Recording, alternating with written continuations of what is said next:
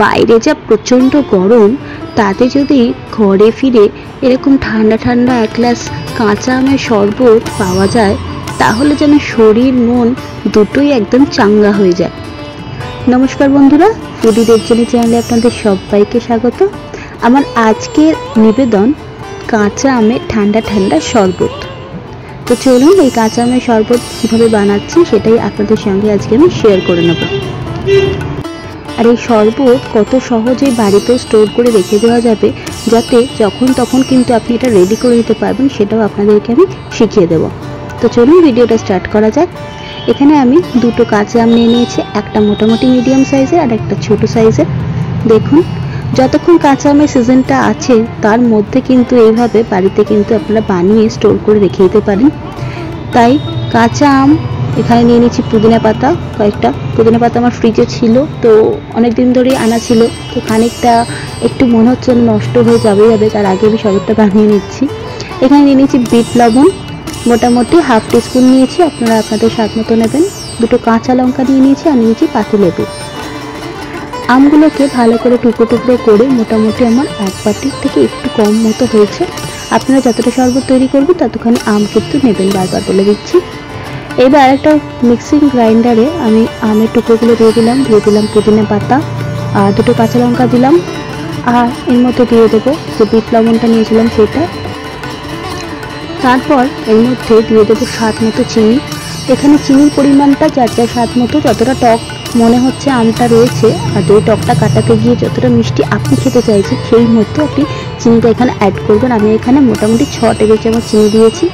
আর যে পাতিলেবুর রসটা ছিল সেটা ওই হাফ চামচ মতো হয়েছে, সেটাও দিয়ে দিলাম ভাজা জিরের গুঁড়ো সামান্য পরিমাণে, স্বাদটা খুব সুন্দর হয়। পুরোটাকে ব্লেন্ড করে নেওয়া হয়েছে। এরপর এর মধ্যে সামান্য একটু আমি গ্রিন ফুড কালার অ্যাড করে দেবো। এটা কিন্তু ভীষণভাবে অপশনাল, আমার কালারটা খুব পছন্দ তাই জন্য দিয়েছি। দেখুন এখানে মোটামুটি হাফ বাটির মতো এরম কাঁচা আমের পেস্টটা তৈরি হয়েছে, যেটা আমি ফ্রিজে অনায়াসে স্টোর করে রাখতে পারবো। আমার যখন যতটা দরকার ততখানি অ্যাড করে আমি জল মিশিয়ে কিন্তু শরবত বানিয়ে নেব। এখানে কিছুটা চিনি গুঁড়ো করে রেখেছি আমি, কেন গুঁড়ো করেছি দেখে নিন। একটা প্লেটের মধ্যে সামান্য একটু দিয়ে নিলাম কাশ্মীরি লাল লঙ্কার গুঁড়ো, আর তার মধ্যে যে গুঁড়ো চিনিটা তৈরি করেছি সেটা মিশিয়ে আমি হাত দিয়ে একটুখানি এটাকে মিক্স করে নেব। কেন মিক্স করছি, এটার একটা দারুণ ম্যাজিক আছে, সেটা আমি শেয়ার করে দিচ্ছি আপনাদের সঙ্গে।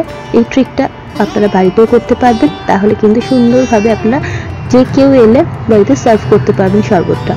একটা লম্বা কাঁচের গ্লাস নিয়েছি যাতে আমি শরবতটা সার্ভ করব। গ্লাসের মুখটাতে আমি লেবুর রস মাখিয়ে নিয়েছি, তারপরে ওই মিক্সচারটার মধ্যে একটুখানি এইভাবে ঘুরিয়ে ঘুরিয়ে দেখুন কত সুন্দরভাবে ওই গুঁড়োটা লেগে গেছে গ্লাসের মধ্যে, ডেকোরেশনটা কি সুন্দর লাগছে। এরপর গ্লাসের মধ্যে দিয়ে দিলাম কয়েক কিউব বরফ।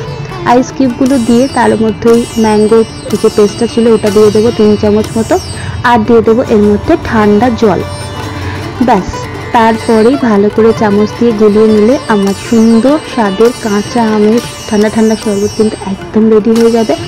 আমি কিন্তু পুরোটা এখানে ইউজ করলাম না, বাকিটা আমি ফ্রিজে রেখে দেবো। মোটামুটি এটা 1 সপ্তাহ মতো কিন্তু আপনি রেখে দিতে পারবেন, আর একটা বটলের মধ্যেও করে দিতে পারেন, যাতে এটা প্রিজার্ভ করে রাখতে পারেন।